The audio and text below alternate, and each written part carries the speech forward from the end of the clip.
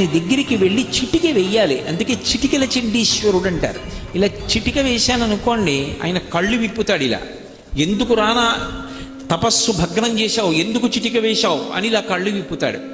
వెంటనే మనకిచ్చిన ప్రసాదం ఆయనకి చూపించి, స్వామి శంకరుడు తినగా మిగిలిన ప్రసాదాన్ని నేను ఇంటికి పట్టుకెడుతున్నాను అనుగ్రహంగా, కానీ అది మీకు దక్కాలి అని చెప్పి శివుడి యొక్క శాసనం, మీరు అనుగ్రహించండి, దీన్ని ఇంటికి పట్టుకెడతానని ఇలా ఆయనకి చూపించాలి.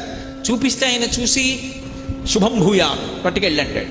అప్పుడు ఆ ప్రసాదాన్ని ఇంటికి తెచ్చుకోవాలి. శివాలయంలో ప్రసాదాన్ని తెచ్చుకునేటటువంటి విధానం అది, అలా తెచ్చుకోవాలి. అంతేకాని అది మారేడుదలం లాంటిది అనుకోండి, శ్రీశైలం లాంటి క్షేత్రాల్లో అయితే ఒక మారేడుదలం అయితే దాన్ని నోట్లో వేసుకొని నవిలి మింగేస్తారు.